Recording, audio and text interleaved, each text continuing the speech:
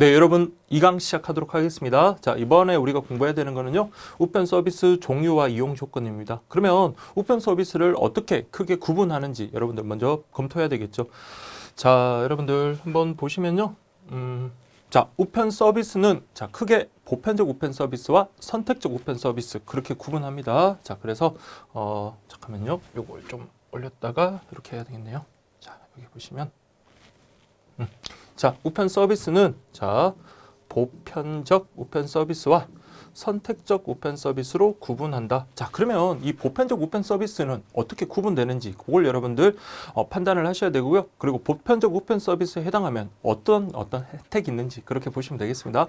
자, 국가가 국민에게 제공해야 할 가장 기본적인 어떤 보편적 통신 서비스로서 자, 전국에 걸쳐 효율적인 우편 송달에 관한 체계적인 그렇죠. 조직을 갖추고 자, 첫 번째 보편적 우편 서비스에 한다면 이를 우리 서비스 이러한 보편적 우편 서비스 제공하기 위해서 첫 번째 체계적인 조직을 갖춰야 되고요. 그 다음에 모든 국민이 그렇죠. 모든 국민이 그래서 이게 좀 교통이 불편한 지역에 산간 오지 지역에 사는 그런 국민들이라 하더라도 이런 보편적 서비스의 혜택을 받을 수 있도록 해야 되고요. 그리고 요금이 너무 비싸면 안 되겠죠. 그래서 적정한 요금으로 이렇게 돼야 되겠습니다. 적정한 요금으로 그래서 적정한 요금으로 보내고 받을 수 있는 기본 우편 서비스 제공.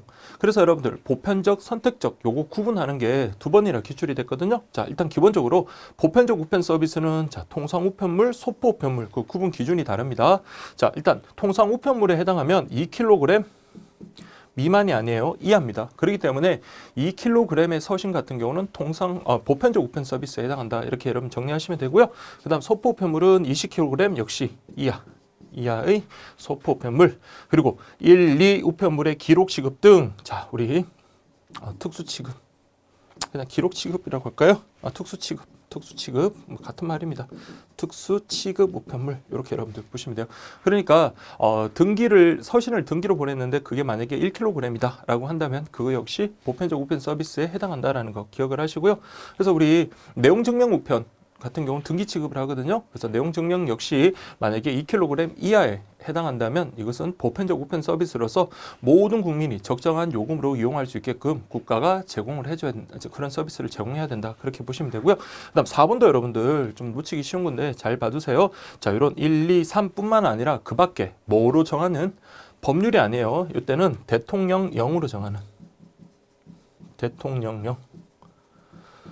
자, 그래서 우리 법 체계가 보면 여러분들 이렇게 돼 있어요. 헌법이 있고요. 그다음에 법률이 있고, 그다음 명령이 있고요. 그다음 조례 규칙 이렇게 있습니다. 조례 규칙.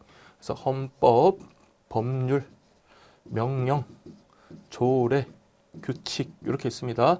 그래서 여기 법률이라는 것은 국회에서 만들고 정부라는 것은 명령이라는 것은 정부에서 만들거든요. 다만 이 명령과 관련해서 대통령이 발하는 명령을 대통령령, 총리가 발하는 것을 총리령, 그리고 각부 장관이 발하는 것을 부령이라고 합니다. 그래서 이때는 명령, 그러니까 대통령령으로 정하기 때문에 이거는 국회에서 법률로 정하는 게 아니에요. 그래서 이거는 정부에서 필요할 때마다 이렇게 정할 수 있다. 이렇게 여러분들 확인하시면 되겠습니다. 그 다음 여러분들 이제 선택적 우편 서비스를 봐야 되는데요. 그러면 보편적 우편 서비스에 해당하지 않으면 다 선택적 우편 서비스에 해당한다. 그렇게 보시면 되겠습니다. 그래서 자, 우리 보편적 우편 서비스에 부가하거나 부수하여 제공하는 서비스로 이용자가 선택적으로 제공할 수 있는 거다. 이렇게 보시면 되는데 자, 첫 번째 여러분들 아까 통상 우편물을 나누는 기준은 2kg 했어요. 그러면 2kg 이하가 보편적 우편 서비스였다면 2kg을 초과한다면 이것은 선택적 우편 서비스가 되겠고요. 마찬가지 소포 우편물을 구분하는 기준은 20kg였습니다. 그러면 선택적 우편 서비스는 20kg을 그렇죠. 초과하는 소포 우편물 그리고 마찬가지 이러한 우편물을 뭐한 것? 자, 특수 취급, 소위 말해서 등기 취급한 거다. 이렇게 보시면 되겠고요. 자, 그 다음에 우편과 다른 기술 또는 서비스가 결합된 그래서 그래서 여러분들 이건 다 안 해오셔도 되는데 뭐 이런 전자우편, 모사전송, 소위 말하는 팩스 같은 거 이런 것들은 모든 우체국에서 제공할 필요는 없어요. 그래서 우편 관서의 상황과 형편에 따라서 이런 서비스를 제공할 수도 있고 안 할 수도 있다. 그렇게 여러분들 보시면 되겠고요. 그 외에 한번 읽어보십시오. 우편 시설, 우표, 우편 엽서, 우편 요금 표시 인형이 인쇄된 봉투 등등 이런 서비스. 그 다음에 우편 이용과 관련된 용품을 제조한다든지 판매한다든지 이런 것들도 다 선택적 우편 서비스에 해당한다. 그렇기 때문에 아까처럼 뭐 체계적인 조직을 가지고 모든 국민이 적정한 요금으로 이용할 수 있게끔 굳이 안 해주더라도 이것은 국가가 의무를 져버리는 것이 아니다. 이렇게 여러분들 보시면 되겠습니다. 자, 그 다음 자, 배달기한. 자, 여러분들 배달기한도 아주 중요하죠. 그래서 배달기한을 바탕으로 여러분들 자, 이게 이제 손해배상의 어떤 대상이 되는 기준점이 될 수가 있다. 이렇게 보시면 되겠고요. 자, 여기 보시면 배달기한이라는 것은 자, 우정사업본부가 자, 약속한 우편물을 자, 우편물 배달에 걸리는 시간으로서 3번 출제가 됐네요. 그래서 우리 배달 기한은 나중에 우리가 공부하는 지연 배상하고 잘 연계해 가지고 이렇게 구분하시면 되겠습니다. 자, 특히 여러분들 보시면 통상 우편물 같은 경우는 일반 통상 우편물뿐만 아니라 등기 취급된 등기 통상 우편물도 똑같아요. 배달 기한이. 그다음 일반 소포도 마찬가지입니다. 그래서 요 3가지는 접수한 다음 날부터 3일 이내다. 이렇게 보시면 되겠죠. 접수한 다음 날부터 3일 이내. 반면에 이길 특급 그리고 자, 일반 소포는 접수한 다음 날부터 3일 이내지만 등기 소포는요. 그래서 2가지는 접수한 다음 날입니다. 접수한 다음 날.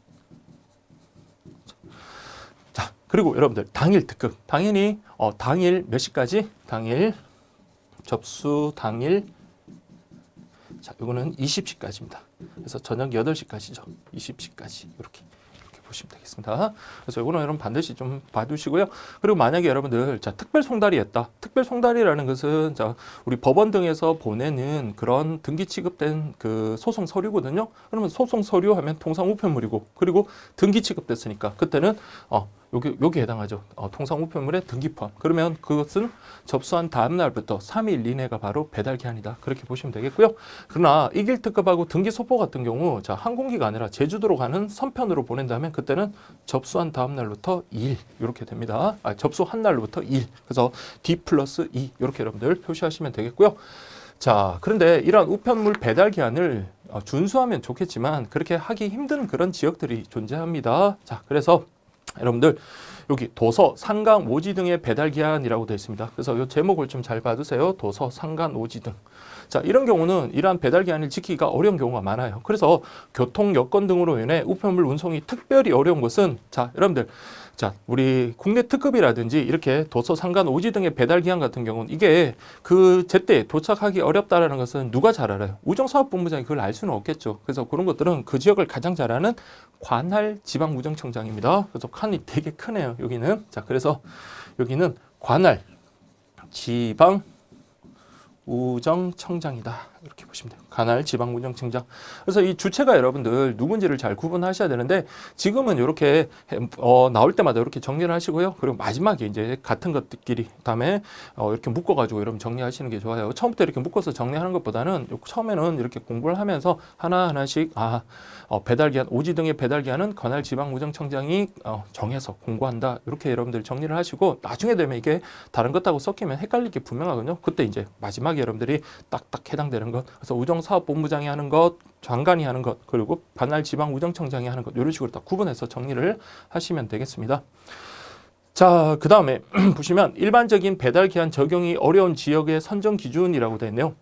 그래서 보시면 접수 우편물을 기준으로 자, 접수를 했으면 보통 그 접수한 게 어디로 가야 된다? 관할 집중국으로 운송해야 되는데 근데 접수한 당일날에 그런 집중국으로 우리가 그 옮기기 발송하기가 어렵다라고 한다면 그때 관할 집중국으로 운송하기 어렵다라고 한다면 그때는요. 요걸 적용을 못 하겠죠. 그래서 여기다가 플러스 뭐 하루라든지 이틀이라든지 이런 것들이 더 추가가 될 겁니다. 그래서 접수한 당일에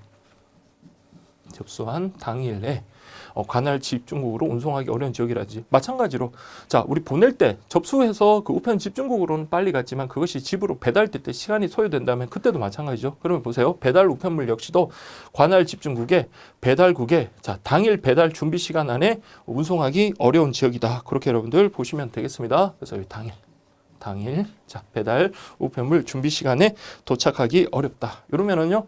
요것을 갖다가 조금 더 시간을 늘리죠. 그래서 기간을 늘리는데 그때는 여러분들 누가 선정한다고요? 관할 지방우정청장이 선정한다. 그렇게 여러분들 보시면 되겠습니다. 자, 그래서 이게 접수한 당일이라고 되는데 우리 교재에는 접수한 그날에라고 하는데 같은 말입니다. 그래서 그날 집중으로 보내기 어렵고 또 그날 배달 우편물 준비 시간에 당일날 운송하기 어렵다라고 한다면 그때는 이 배달 기한에서 조금 더 기한을 연장할 수 있다. 이렇게 여러분들 보시면 되겠습니다.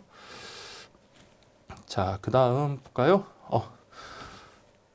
자, 운송 곤란 지역의 배달 기한 계산 방법이라고 되어 있네요. 그래서 접수, 배달, 아까 여기 둘 다 여러분들 이런 기한이 좀 더 초과가 된다라고 한다면 자, 각각의 필요일수 요걸 갖다가 배달 기한에 어떻게 해요? 그렇죠. 아까 우리 정했던 것에서 여기서 소요되는 기간들을 어떻게 한다? 합하여 이렇게 가죠. 그래서 기간을 합하여 계산해서 통지를 해주면 되겠고요. 자, 그 다음에 다른 자, 우리 지방 우정청이겠죠. 그쪽에서 다르게 적용하도록 공고한. 자, 그래서 이게 공고라는 것은 관할 지방 우정청인데 다른 지역의 관할 지방 우정청장이 다르게 공고한 지역이 있는 경우에도 각각의 필요일수를 어떻게 하겠다?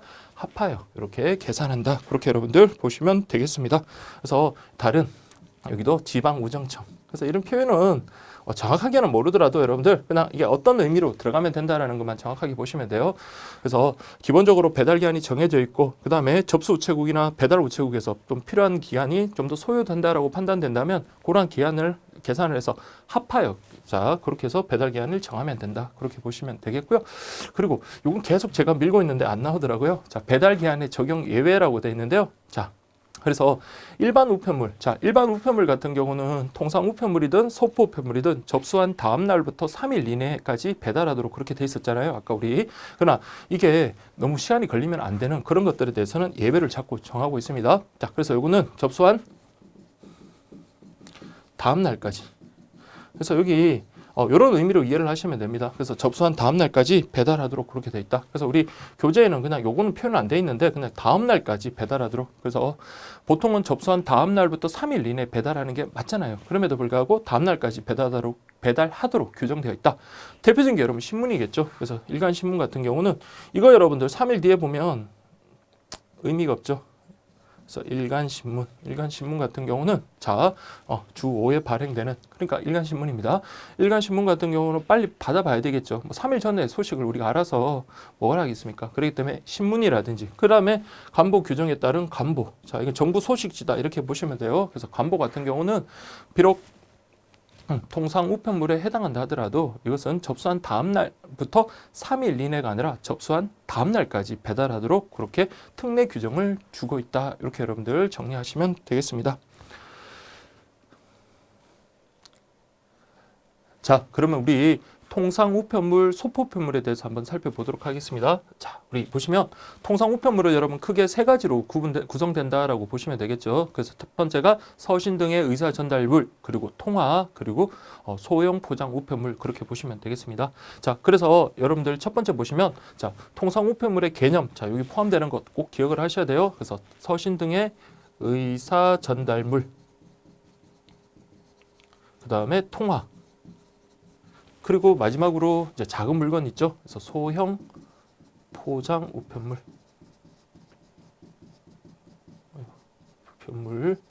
자, 이렇게 보시면 되겠습니다. 그래서 서신이라는 거는 우리가 앞에서 공부를 했었습니다. 그래서 의사 전달을 위하여 특정 주소로 송부하는 것으로서 문자, 기호, 부호 등등 이런 유형의 문서 또는 전단을 말한다. 다만 신문, 정기 발행물, 서적, 상품 안내서 등 자, 대통령령으로 정하는 것은 자, 이거는 서신에는 포함이 되지 않고요. 자, 이거는 여러분들 제가 뭐라고 했습니까? 의사 전달물로 분류가 됩니다. 그래서 우리 국가가 독점하고 있는 것은 서신을 독점하는 거지 의사 전달물을 독점하는 건 아니거든요. 그래서 우리가 공부했던 뭐 신문부터 신용카드까지 우리가 대통령령으로 정하는 것은 제외된다라고 공부했었죠. 그것은 서신이 아니라 의사 전달물로 분류된다. 그래서 그 내용이 바로 여기 있잖아요. 그래서 의사 전달물이라고 하는 것은 자, 서신의 조건을 갖추지 못한 것, 그리고 대통령령에서 정해서 뭐에서 제외된 것, 서신에서 제외된 통상 우편물로서 자, 이런 것들이 바로 의사 전달물이다. 그리고 통화가 있겠고요. 그다음 소형 포장 우편물. 그래서 여러분 작은 물건이면 이건 소포 우편물로 가는 게 아니라 소형 그 포장 우편물이라고 해서 통상 우편물로 분류된다는 거 그걸 여러분들 기억을 하시면 되겠습니다. 그래서 이게 작은 물건을 말한다. 이렇게 여러분들 정리하시면 되고요. 그래서 미리 잠깐 말씀드리면 소형 포장 우편물과 소포 우편물을 구분하는 기준은요.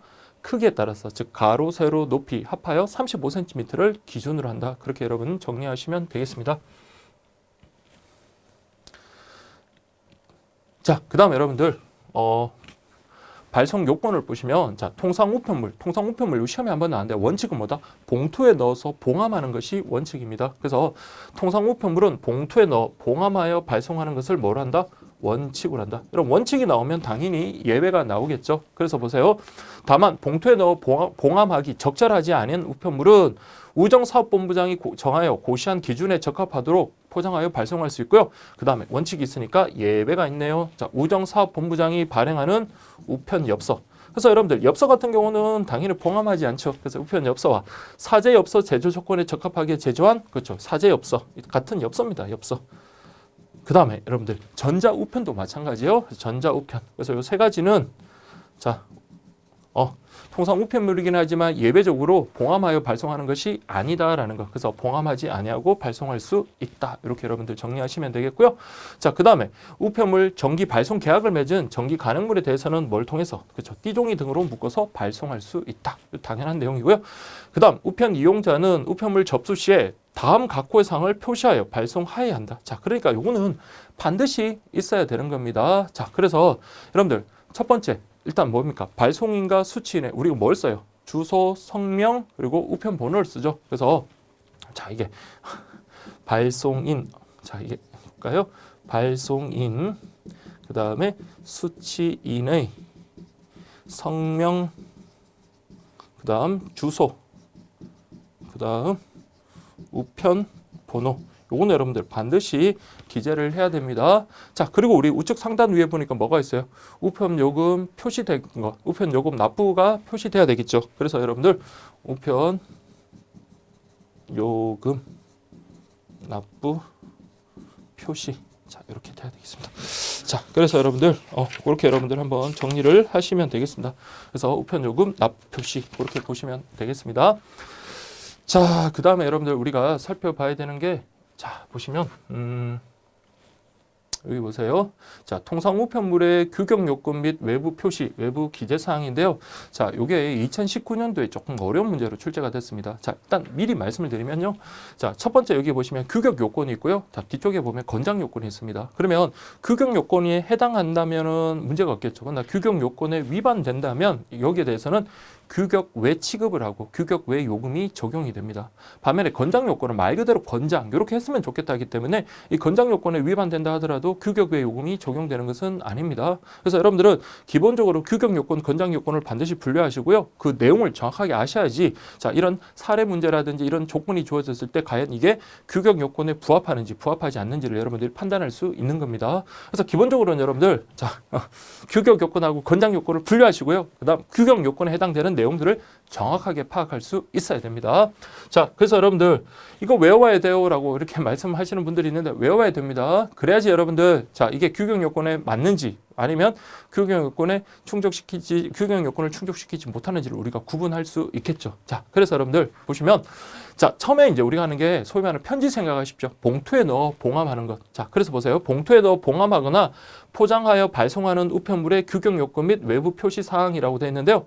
자, 일단 요게 원래 이게 있었으면 여러분 2019년도에 좀 그렇게 어렵지 않았을 건데 이게 없어가지고 우리 또 많은 분들이 좀 헷갈려 하셨어요. 자, 일단 위반, 요 요건에 위반되면 어떻게 취급하겠다? 규격 외 취급하겠다. 이렇게 보시면 그래서 규격 외 요금이 적용이 됩니다. 자, 갑자기 이제 여기 여러분들 크기 이게 나오는데 자, 우편 봉투 관련해서는 이렇게 보시면 됩니다. 자, 일반적으로 직사각형 형태죠. 그리고 여러분들 가로 세로 당연히 가로가 더 깁니다. 자, 이거 하나만은 꼭 기억을 하십시오. 90, 140은 반드시 기억을 하십시오. 그래서 요 세로 길이는 최소 90이다. 그리고 가로 길이는 최소 140이다. 요게 여러분들 엽서도 마찬가지거든요. 그래서 90, 140은 밥 먹다가도 90, 140 한 10번만 말씀하시면 돼요. 그래서 90, 140, 90, 140 계속 이렇게 되풀이 하시면 됩니다. 자, 90, 140. 그래서 오늘 같이 이렇게 한번 정리를 한번 해볼게요. 자, 요게 이제 소위 말하는 봉투형. 이게 엽서형이다. 자, 이렇게 보시면 돼요. 자, 그러면 여기도 마찬가지 90, 여기도 140 이렇게 가면 되겠습니다. 그래서 자, 여기 보시면 그러면 보세요. 크기 보시면 세로 길이의 최소는 몇 미리? 90이고 가로 길이 최소는 140이더라. 자, 봉투 같은 경우는 안에 내용물을 넣고 봉함을 하다 보니 두께가 있을 수밖에 없습니다. 그래서 여기는 0.16 그리고 최대 5mm다. 요건 여러분들 아시겠죠? 자, 그 다음에 여러분들 요과 관련해 가지고는 엽서가 봉투보다는 좀 더 작거든요. 그래서 여기는 여기서는 자 120, 여기는 130 이렇게 120, 130, 140. 자, 그 다음에 여기는 자 요게 여러분들 30, 여기도 30 차이 나는 170 이렇게 보시면 되고, 우리 여성분들 신발 사이즈라 그랬죠. 그래서 여기는 235 이렇게 여러분들 잡아주면 되겠습니다. 자, 그러면 우리 봉투와 관련해 가지고 자, 우리 세로의 최대 길이는 몇 미리? 130mm가 되고요. 그 다음 가로 길이의 최대는 235 이렇게 보시면 되겠습니다. 자, 그래서 여러분들 자, 요 요건을 충족해야 된다. 자, 그럼 만약에 제가 가로 길이를 갖다가 가로 길이를 20cm로 했다라고 한다면 20cm라는 것은 235mm 안에 드는 거죠. 그러면 규격 요건에 해당하기 때문에 규격 외 요금이 적용되지 않습니다. 반면에 세로 길이를 제가 20cm로 했다. 그러면 세로 길이가 최대 130cm임에도 불구하고 20cm로 했으니까 이거는 규격 요건을 위반한다. 즉 이것을 발송하기 위해서는 규격 외 요금이 적용된다. 이렇게 여러분들 보시면 되겠습니다. 자, 그래서 모양은요 직사각형. 자, 그 다음에 무게는 여러분들 자 3g에서 50g. 자, 이거는 제가 이렇게 따로 표시는 안 했는데 이것도 아주 중요합니다. 그래서 여기는 3g부터 50g. 엽서는요 2g부터 5g 이렇게 여러분들 구분하셔야 되겠죠. 자, 그 다음 여러분들 원칙적으로 재질은 뭘로 되어 있던가요? 플라스틱으로 됐나요? 아니죠. 종이로 되어 있죠. 그래서 종이. 반면에 창문 봉투, 자, 속이 훤히 보이는 창문 봉투 같은 경우는 투명하게 창문으로 제작한다 이렇게 되어 있습니다. 자, 그 다음에 이제 우편 번호와 관련해서는요 제가 처음 강의할 때만 해도 6자리였는데 그 중간에 개편이 됐죠. 지금은 5자리. 그래서 5자리. 자, 그리고 상하 좌우 최소 4mm 이상의 여백은 돌아 4mm. 자, 이렇게 쭉 보면서 읽어보시면 돼요. 근데 여러분들 가끔씩 보면 예전에 우리가 인쇄됐던 그런 봉투 6자리 우편 번호 표시가 되어 있던 그런 봉투가 있죠. 그럴 때는 어떻게 하냐면 왼쪽에부터 차례대로 쓰라는 겁니다. 자, 이게 여러분들 이번에 2020년 공부에 새로 들어온 내용이에요. 자, 그래서 보시면 이건 읽어보세요. 해당 영역에는 우편 번호 외에는 다른 사항 표시는 불가하다. 그리고 5개 칸으로 구성되어야 되는데 만약에 6자리 우편번호 작성란이 만들어진 통상 우편물은 숫자를 어디부터? 그쪽 제일 왼쪽에서부터 차례대로 쓰면 됩니다. 이렇게 하나, 둘, 셋, 넷, 다섯, 여섯이시면 하나, 둘, 셋, 넷, 다섯 여기까지 쓰고 마지막 단은 어떻게 해라? 비워두면 된다. 그렇게 보시면 되겠습니다. 그래서 왼쪽 칸부터 한 칸에 하나씩 차례대로 기입하고 마지막 칸은 공란으로, 그렇죠? 빈 칸으로 비워둬야 된다. 이렇게 여러분 보시면 되겠습니다. 자, 이렇게 보고요. 좀 올려서 보도록 할게요. 자, 그 다음 표면 및 내용물. 자, 이것도 여러분들 기출이 됐던 겁니다. 자, 문자 도안 표시에 자 이런 거는 여러분들 사용하면 안 돼요. 이런 것들은 자 인쇄 불가하다. 그래서 발광, 형광 이런 것들은 기계 판독률 떨어뜨릴 수 있기 때문에 이런 건 사용하면 안 된다. 그럼 만약에 이런 발광 물질, 형광 물질을 사용하면 이거는 규격 외 취급이 된다. 이렇게 보시면 되겠고요. 자, 그 다음에 이거 봉할 때는 완전히 밀착을 시켜야 되겠죠. 그래서 특히 뭐 도드라진 거나 이런 게 있으면 다른 우편물을 손상시킬 수 있기 때문에 뭘 가지고만 해라? 그렇죠. 풀하고 접착제입니다. 풀하고 접착제. 그렇죠. 그래서 스테이플, 리빗 이런 것들은 사용할 수 없고요. 그래서 스테이플, 핀, 리벳 등은 사용할 수 없다. 자, 그 다음에 우편물 앞뒤, 상하, 좌우 완전히 봉하도록 그렇게 딱 해야 되겠고요. 그 다음에 특정 부분 이런 거 튀어나오거나 눌러찍기, 도단위, 구멍 뚫기 이런 것이 없이 그냥 평평해야 됩니다. 뭐가 튀어나오거나 이러면 아까 말씀드린 대로 우편물끼리 서로 이렇게 손상을 줄 수가 있단 말이에요. 그래서 여기는 균일해야 된다. 다만 이 균일해야 되지만 예외적으로 뭐는 허용될까요? 그렇죠. 점자 기록은 튀어나와야 되겠죠. 그렇기 때문에 점자 기록은 허용된다. 이렇게 여러분들 정리하시면 되겠습니다. 아시겠죠? 자, 그 다음에 여러분들 보시면 뭐 요거는 여러분들 참조하시면 되겠고요. 이번에는 뭐다? 우편 엽서의 규격 요건입니다. 자, 봉투와 마찬가지로 우편 엽서 같은 경우는요. 위반되면은 역시 규격 외 취급을 하더라. 이렇게 보시면 되겠고요. 자, 아까 우리 정리를 했었는데 자 90, 140은 반드시 좀 알아두시라 그랬죠. 그래서 세로는 90, 요거는 140, 90, 140.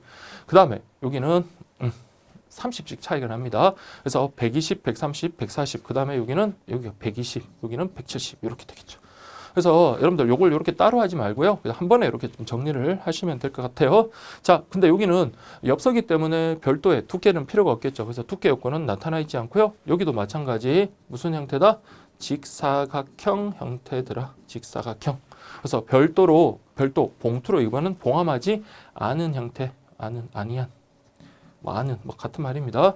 자, 그래서 우리 아까 앞에서 봤던, 자, 우리 봉투 같은 경우는 3g에서 50g이었다면, 자, 얘는요, 2g에서 5g 이렇게 가야 돼요. 그래서 최소 2g에서 최대 5g이더라.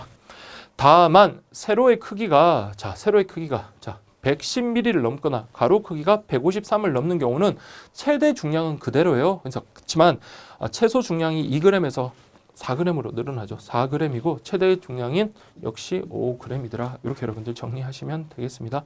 그래서 이 규격 요건 범위 내에서 요 세로 크기, 세로가 아까 90에서 120인데요. 110을 넘거나 가로는 140에서 170인데 이 153을 넘을 경우에는 자, 최소 중량이 2g이 아닌 4g. 그러니까 여러분 크기는 큰데 너무 얇다는 것은 그 무게가 가볍다는 것은 너무 얇다는 거잖아요. 그러면 이거 중간에 운송을 하다가 찢어지거나 이렇게 손상되기가 쉽기 때문에 그래서 이런 중량을 요구한다. 그렇게 보시면 되겠고요. 자, 여기는 마찬가지 아까 봉투형도 종이였지만 엽서 같은 경우도 마찬가지로 재질은 종이어야 된다. 그렇게 보시면 되겠습니다. 자, 그 다음에 요거는 여러분들 아까 했던 거랑 내용 똑같아요. 그냥 한번 복습 겸 해보시면 돼요. 자, 수취인 주소와 우편번호, 기초구역 체계로 개편된 5자리 우편번호를 정확히 기재하고요. 일체 가려짐이나 겹침이 없어야 된다. 그래서 상하 좌우 우편번호 4mm 이상의 여백을 돌아. 자, 5칸인데 6칸으로 우리 만들어진 것이라면 어디부터? 왼쪽 칸부터 쭉 쓴 다음에 마지막 칸은 어떻게 하라고요? 비워 돌아, 공란으로 돌아.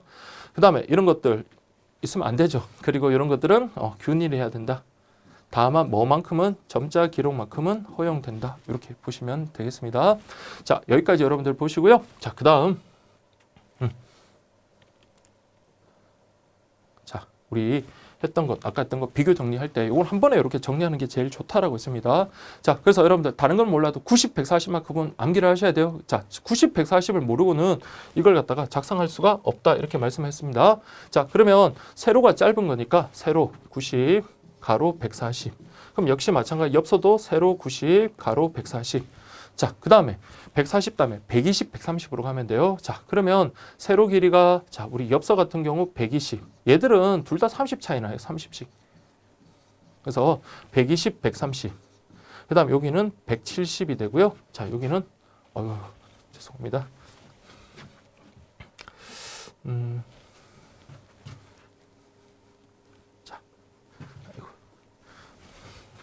자, 여기 보시면 120, 130 됐죠. 그 다음에 여기가 170이다. 170. 그 다음에 우리 여성들의 신발 사이즈, 평균 사이즈 235 이렇게 잡아주면 되고요.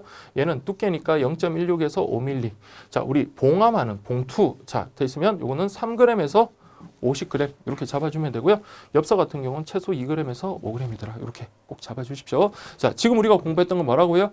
규격 요건이더라. 그렇기 때문에 이거 위반하면 규격 외 요금이 적용될 수 있다라는 것 기억을 해주시면 되겠고요. 자, 그 다음에 여러분들 사제하는 우편 엽서라고 되는데요. 자, 우정사업본부에서 발행하는 우편 엽서 규격 요건 및 외부 표시사항을 충족해라. 즉 엽서를 사제하더라도 최소한 우정사업본부에서 발행하는 이거 규격 요건하고 외부 표시사항은 반드시 충족해야 된다. 자, 그래서 50g까지 규격 외의 엽서에 대해서는 요금이 자, 이게 2019년도에 공고가 나고 난 다음에요. 다시 또 추가 공고가 났던 적이 있습니다. 기존에 350원이었다가 이제 자, 여기 보시면 400원으로 추가 공고 이렇게 났었습니다. 자, 이렇게만 보시면 되겠고요. 자, 여기까지가 여러분들 규격 요건 공부를 했다면 이제는 자, 건장 요건. 그래서 제가 아까 말씀드렸지만 건장 요건은 이렇게 하면 좋겠다 이렇게 생각하시면 돼요. 자, 우리 어릴 때 저도 그랬지만 크리스마스 카드 보낼 때 여러분들 빨간색, 연두색, 노란색 봉투 보내도 잘만 갔거든요. 그렇지만 이왕이면 어떻게 해라? 흰색이나 빨간색 봉투로 사용을 해달라 그런 의미입니다. 자, 그래서 우리 보시면 자, 보세요. 자, 이렇게 표현을 했습니다. 위의 규격 외 요건이 적용되는 것 구별. 말 그대로 권장 요건이기 때문에 이를 위반하더라도 규격 외 요금을 적용한다든지 접수가 거절되는 그런 건 아니다라는 겁니다. 자, 첫 번째 색상은 자, 이게 제가 이 수치 같은 것도 여러분 좀 알아두시면 좋겠어요. 그래서 70% 이상입니다. 자, 이하인지 이상인지 보셔야 돼요. 70% 이상의 반사율을 가진 그렇죠. 흰색이나 밝은색. 요게 아이고. 자, 흰색이나 밝은색. 제가 글씨를 잘 못 쓰네요. 자, 어쨌든 여러분들 좀 좀 천천히 쓰도록 하겠습니다. 자, 흰색이나 밝은색. 그다음에 재질. 재질 뭐 여러분들 보시면 F용기 여러분 사보셨죠? 그래서 1제곱미터당 70g짜리가 있고 75g짜리 있고 80g짜리가 있습니다. 그래서 이게 조금씩 숫자가 크면 클수록 그만큼 두께가 더 두껍다는 거고요. 그래서 복사하더라도 복사하기에 잘 걸리질 않아요. 그래서 여기도 재질 같은 경우는 너무 얇으면 손상되기 쉽다 그랬죠. 그래서 최소 1제곱미터당 70g 이상이 돼야 되겠고요. 자, 불투명도. 자, 75%. 자, 불투명도 같은 경우는 자, 이게 높아야지만 속이 안 들여다 보일 거 아니에요. 그래서 75% 이상이고 반면에 창문형 봉투 같은 경우는요. 속이 들여다 보여야 되겠죠. 그러면 불투명도가 낮아야 됩니다. 그러면 20% 이하가 돼야 돼요. 무슨 말인지 아시겠죠, 여러분들? 자, 이건 제 문제에도 이런 게 있었습니다. 자, 이렇게 한 적이 있고요.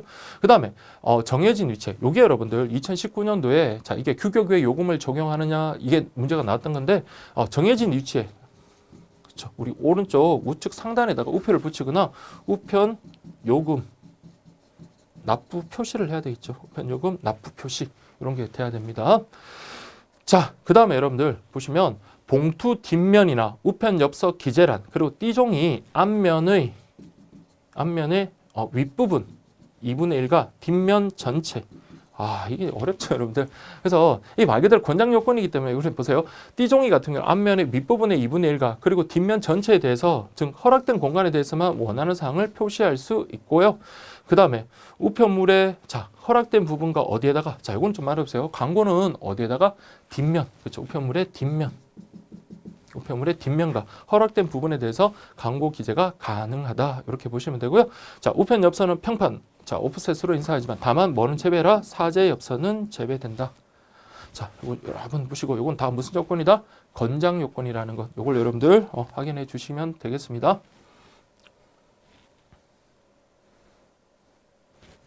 자, 그 다음에 여러분들 띠종이 관련해가지고 띠종이 같은 경우는 자 보시면 신문 형태의 전기 간행물은 이런 정도의 형태고요. 그 다음에 다른 형태의 전기 간행물 같은 경우는 우편물을 전부 덮는 크기로 그렇게 만들라. 그 밖에 당연히 우편물 아랫부분 고정해서 움직이지 않게 밀착시켜야 되겠고요. 그 다음에 신문 형태의 경우라면 자 발송인의 주소, 성명, 우편번호 이런 것들 신문 형태, 자 신문 형태입니다.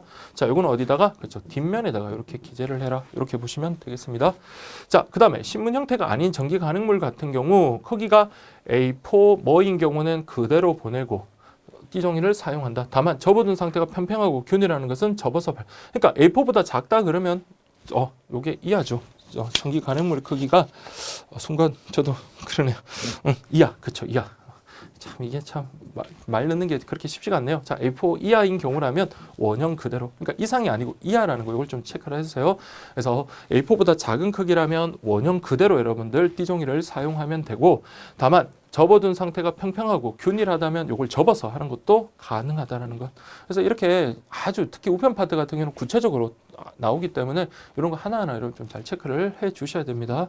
그래서 이렇게 여러분들 빈칸 한번 넣어 보시고요. 그리고 다시 한번 복습할 때 여러분 스스로 한번 쭉 보시면서 이게 권장 요건이구나라는 거 그렇게 여러분들 보시면 되겠습니다. 그래서 우리 앞에서 봤던 이걸 갖다가 위배해 버리면요. 통상 우편물의 규격 외 취급을 하게 되는 거고 여기도 마찬가지 우편 엽서의 규격 외 취급을 한다. 그렇게 보시면 되겠습니다.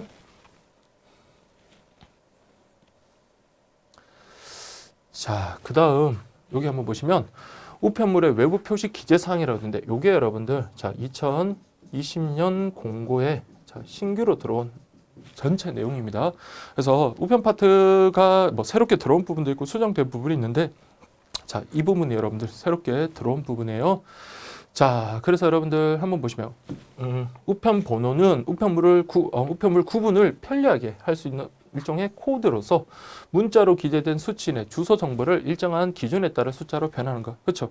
저희야 잘 모르겠지만 그 담당하시는 분들은 우편 번호만 보더라도 이게 어느 지역 어디로 가야 되는지 이걸 알 수 있습니다. 자, 그래서 우편 번호는 국가 기초구역 도입에 따라 자 이건 뭐를 경계로 이것도 여러분들 객관식으로 좀 바꿀 수 있을 것 같은데 기본적으로 지형 지물을 경계로 합니다. 지형 지물 지형 지물 자 여기 행정구역 이게 아니라 지형 지물을 경계로 5자리 국가 기초구역 번호로 구성된다 그렇게 보시면 되고요. 그래서 우리 서울특별시 경기도 제주도 제주특별자치도, 세종특별자치시, 대구광역시 같은 이런 것들을 우리가 광역지방자치단체다 이렇게 표현하거든요. 그래서 여기 앞에 두 자리, 이 두 자리가 바로 특별시, 그 다음에 그 광역시. 그러니까 여러분들 여기는 특별시, 광역시, 도 이런 것들을 나타내는 거예요. 그 다음에 우리 시군구, 성남시, 안양시, 그 다음에 뭐 가평군 할 때 시군구 있죠. 동작구, 강남구 할 때 요 시군구, 시군구. 요게 이제 요 세 자리 이렇게 보시면 되겠습니다.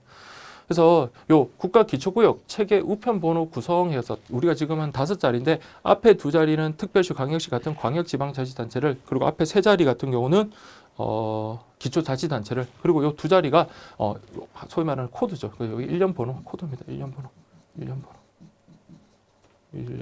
자, 이렇게 1년 번호 이렇게 잡아주시면 되겠습니다.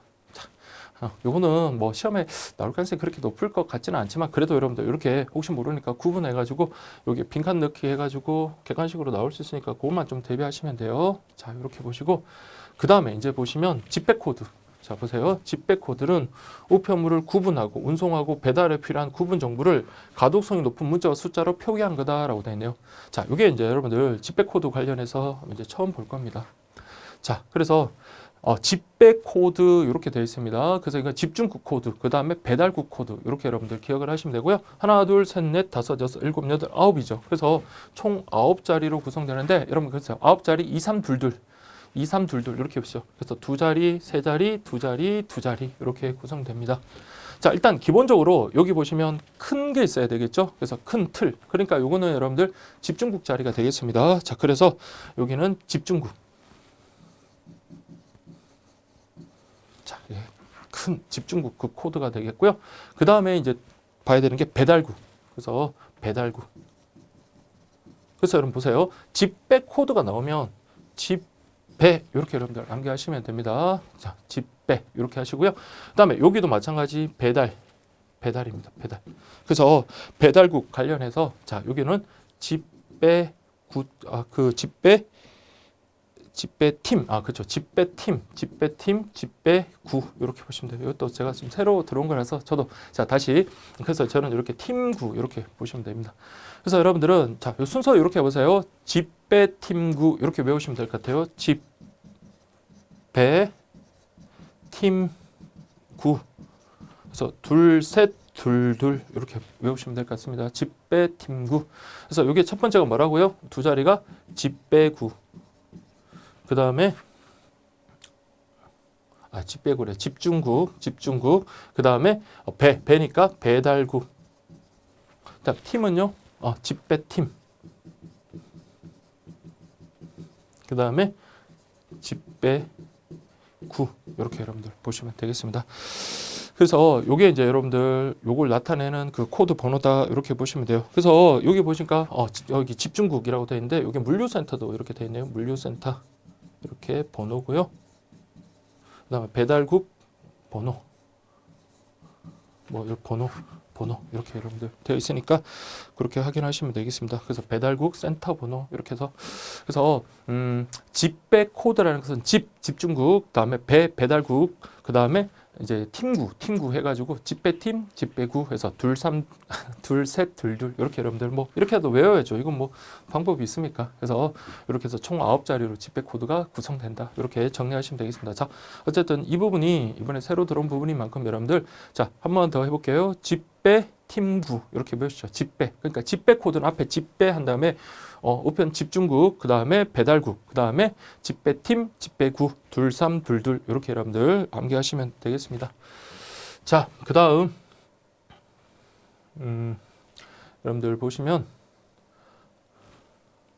자, 외부 기재사항이라고 되어 있네요. 그래서 아까 우리 집배 코드를 했던 이유가 뭐예요? 외부의 우편물에는 집배 코드 이걸 기재를 해야 되겠죠. 그래야지 빨리 구분할 수 있습니다. 집배 코드를 기재할 수 있다. 자, 그 다음에 이건 여러분들 좀 기억을 할 게 자, 감액받기 위해서 어떤 우편물? 통상 우편물이다. 소포 우편물이 아니라 자, 이것도 새로 들어온 부분이에요. 통상 우편물을 감액받기 위해서는 뭘 해라? 집배 코드별로 구분하여 제출을 하면 자, 우리 우체국에서는 훨씬 일이 편하겠죠. 그래서 요 부분을 좀 기억을 하세요. 그래서 통상 우편물 감액 받기 위해서는 집배 코드별로 구분하여 제출하면 감액 받을 수 있다. 이렇게 여러분들 정리하시면 되겠고요. 자, 그다음에 자, 우편물의 외부 표시 금지사항입니다. 금지사항. 그래서 여기 보면 1번부터 4번까지 이렇게 있네요. 요거는 여러분들 객관식이니까 뭐 그렇게 어렵지는 않을 겁니다. 그래서 첫 번째, 우체국과 협의되지 않은 것은 뭐 표시 불가다. 특히 이제 우편 요금 표시와 관련해 가지고는 저기 함부로 우리가 표시하면 안 되겠죠. 그래서 여기 보시면 우편 요금 표시 인형. 아유, 이 표현이 어려워가지고. 그래서 여러분들 그냥 우편 요금 표시 이렇게 보시면 돼요. 우편 요금 표시 인형은 표시할 수 없다. 즉 협의되지 않은 거는. 그 다음에 보세요. 공공의 안녕 질서나 미풍 양속 저해하는 것으로서 사용하는 것은 안 된다라고 되어 있네요. 뭐 읽어보시면 이런 것들이 들어가면 안 되겠죠. 그 다음에 개인정보 보호 법령에 따라 주민등록번호 같은 개인 식별 정보들 있죠. 그러니까 이게 개인 식별 정보는 여러분들 기재할 수 없다. 이렇게 여러분들 보시면 되고 그 외 다른 법령에서 금지하는 것도 기재하면 안 된다. 그래서 여기까지가 여러분들 자 우리 2020년 공부에 새로 들어온 부분인 만큼 좀 잘 봐두시기 바랍니다.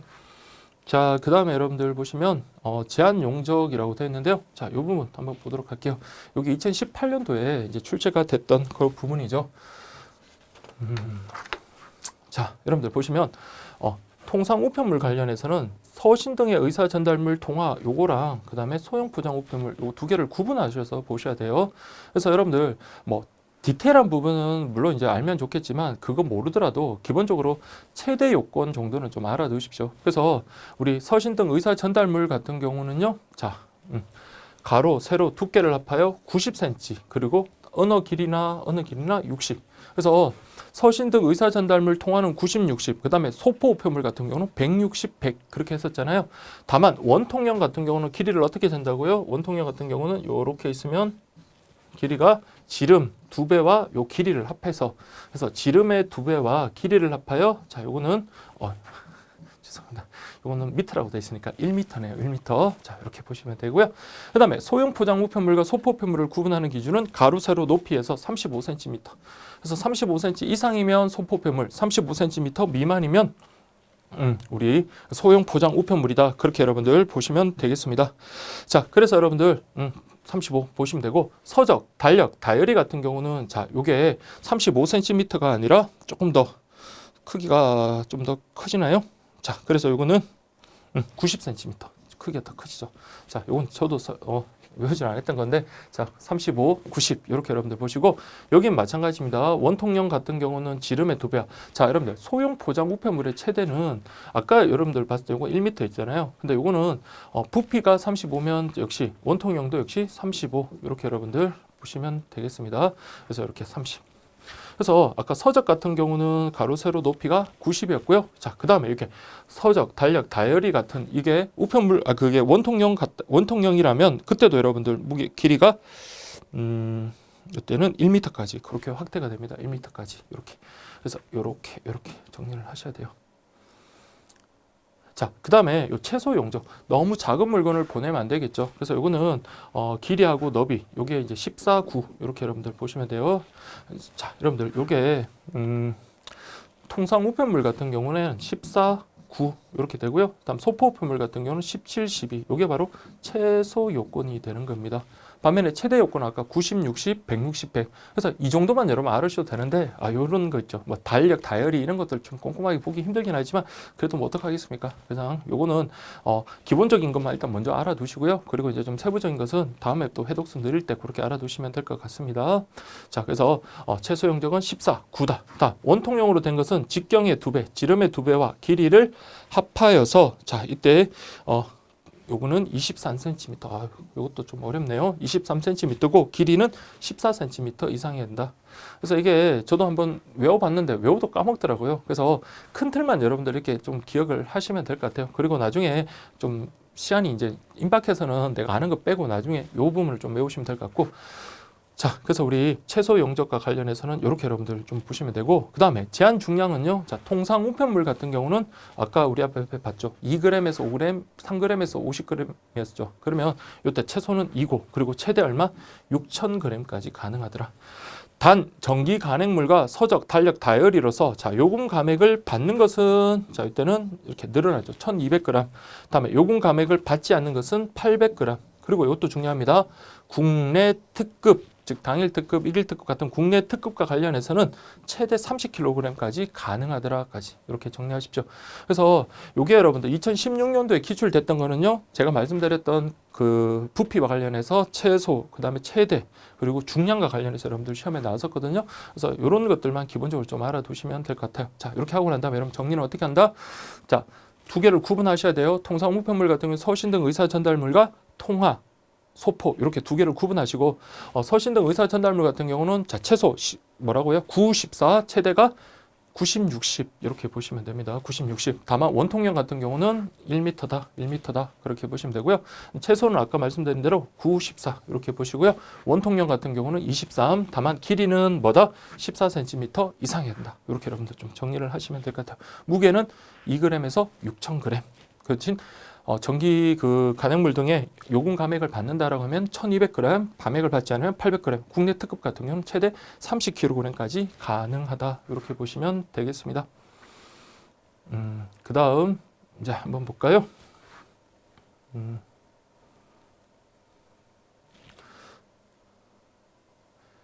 자, 여기 보시면 소포표물 한번 보도록 할게요. 그래서 소포표물 요 개념까지만 보고 그리고 이어서 여러분들 그 아까 통상 우편물하고 비교를 좀 하면 될 것 같습니다.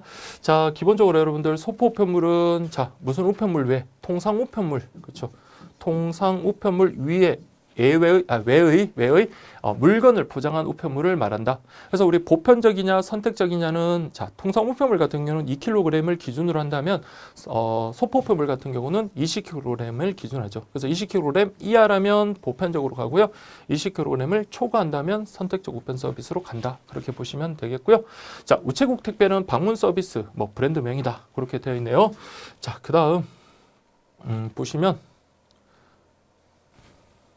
자, 서신 등 의사 전달물, 그 다음에 자, 뭐 아까 통상 우편물이라는 것은 서신 등의 의사 전달물, 그 다음에 통화 외의 물건을 포장한 우편물이다. 이렇게 돼야 되겠죠. 그래서 잠깐만요. 이게 표현을 갖다가 통화, 그렇죠. 통화 이렇게 표현을 했군요. 통화 외의 뭐를 포함한 것? 자, 물건을 포장한 거다. 자, 다만 백지 노트 같은 경우는 안에 내용물, 의사 전달물이 내용이 없는 겁니다. 그러면 이거는 뭘로 취급해라? 그렇죠. 소포로 취급해라. 이렇게 보시면 되겠고요. 그 다음에 우리 통상 우편, 그 소형 포장 우편물과 소포 우편물 같은 경우는 둘 다 물건을 대상으로 하는 거지만 자, 뭐에 따라서 가로, 세로, 높이, 크기죠. 그래서 크기에 따라서 소형 포장 우편물과 소포 우편물로 나뉘고 소형 포장 우편물은 무슨 우편물로 취급한다? 그렇죠. 통상 우편물로 구분하여 취급한다. 자, 그렇게 여러분들 보시면 되겠고요. 자, 그 다음에 소포 우편물은 원칙적으로 소포 우편물은 안에 물건을 넣어야 되지 거기에다가 서신을 갖다가 넣을 수는 없겠죠. 그래서 소포 우편물 같은 경우는 원칙적으로 서신을 넣을 수는 없지만 물건과 관련이 있는 그 납품서, 영수증, 설명서, 감사인사 메모 같은 경우 이런 것들은 가능하다. 그래서 물건과 관련이 있는 이렇게 돼야 되겠네요. 그래서 관련 없는 게 아닙니다. 그래서 이 물건 사줘서 고맙습니다 라는 감사 인사라든지 이 물건의 사용법을 알려주는 사용 설명서 같은 이런 것들은 가능하더라. 그렇게 여러분들 보시면 되겠습니다. 아시겠죠? 자, 여기까지가 여러분들 그 소포표물에 대한 취급 대상이고요. 자, 그 다음 제한 중량 용적이라고 되어 있는데요. 자, 여기 보시면 소포표물 같은 경우는 자, 이거 제한 중량 역시 30kg이 됩니다. 30kg. 여기 30kg. 그래서 가로 세로 높이를 합하여 자, 요거는 시험에 나왔죠. 그래서 이게 160이고요. 이게 이것도 미터네요. 1m. 자, 그래서 우리 자, 다시 한번 정리하면 서신 등의 의사 전달물 관련해서 통화량 곳은 14, 9. 여기서부터 90. 그리고 가장 긴 것은 60 이렇게 돼야 된다. 반면에 소포표물 같은 경우는요. 최소가 얼마예요? 최소가 35가 되죠. 그렇지만 길이는요. 17, 12 이렇게 14, 9, 17, 12 그리고 최소 35가 돼야 되고 이게 160이고 이게 또 1m 이렇게 돼야 돼요. 그래서 160cm 이내 1m를 초과할 수 없다. 이렇게 보시면 되고 채소 용적은 여러분들 아시겠죠? 그래서 채소는 소형 포장물과 구분하는 게 바로 35cm다. 이렇게 봤었고요. 단 가로는 17, 12. 그래서 17, 12 이렇게 보시면 되겠습니다. 자, 그리고 원통령 같은 경우는 지름의 2배와 합하여 자, 채소 용적이니까 아까 우리 그 소형 포장 우편물 같은 경우는 최대가 35였죠. 그러면 얘도 채소가 35가 된다. 이렇게 여러분 보셔야 되겠죠. 그다음에 이거는 여기 어렵네요. 그래서 이거는 저도 이건 못 외웁니다. 솔직히 35 그리고 17 이렇게 되어 있습니다. 그다음 요거 그래서 이렇게라도 좀 요거는 그냥 좀 체크를 해주시고요. 그래서 이 큰 틀만 일단 균형적으로 좀 봐주세요. 그래서 시험에 물론 다 알면 좋겠지만 내가 대신 아는 것만 정확하게 알아도 문제 푸는데 전혀 지장 없었고요. 저도 2016년도에 문제 그 시험장에서 풀 때 저도 이런 막 세세한 것까지는 모르더라도 딱 요 최소 최대 요것만 정확하게 알고 그리고 제한 중량만 정확하게 알면 되겠다 해서 들어갔는데 문제 푸는데 전혀 지장이 없었고요. 또 그게 다행히 다 나왔습니다. 그래서 이렇게 여러분들 보시면 되겠습니다. 자, 그렇게 보시고요. 자, 그 다음에 여러분들 보시면 소포품물의 접수라고 되어 있는데 그래서 내용품 문의를 한다. 그래서 소포품물 같은 경우는 위험한 물건이 있을 수 있잖아요. 그래서 폭발물, 인화물질, 마약류 같은 이런 것들이 혹시 있는 건 아닌지 그 다음에 다른 우편물을 훼손시키거나 침습을 초래할 가능성이 있는 건 아닌지 이런 것들을 내용품을 문의를 통해서 확인할 수 있습니다. 자, 그렇게 보시면 되겠고요. 자, 그 다음 한번 볼까요? 자, 이거. 자, 여기 보시면 의심 우편물의 개피 요구라고 되어 있는데요. 자, 보세요. 내용품에 대해서 물건이 뭐냐고 물어봤는데 거기에 대해서 대답을 했습니다. 그럼 그게 의심, 허위라고 진술한다고 의심이 가는 경우는 개피를 요구하고요. 내용품을 확인한다. 자, 발송인이 개피를 뭐 할 때만 접수 거절한다? 개피를 거부할 때 이렇게 접수를 거절한다. 그렇게 보시면 되겠고요. 자, 다음 보시면 우편물의 포장 상태 검사라고 되어 있는데요. 자, 거기 보시면 내용품의 성질, 모양, 용적, 중량 및 송달 거리 등에 따라 파손되지 않고 다른 우편물에 손상을 주지 않으며 자, 질긴 종 등으로 튼튼하게 우리 묶었는지 튼튼하게 포장했는지 이렇게 되겠죠. 포장하였는지 어렵네요. 포장하였는지를 확인한다. 이렇게 여러분들 보시면 되겠습니다. 그래서 아까 여기 통상 우편물까지 제가 좀 뻗으려고 했었는데 소포우편물을 하다 보니까 여기 좀 내용이 좀 길어지는 것 같아서 여기서 일단 끊도록 하겠습니다. 여러분들 요 끊고 요 요금 납부부터는 자, 다음 시간에 우리 계속 이어서 진행하도록 하겠습니다. 자, 여러분들 수고하셨습니다.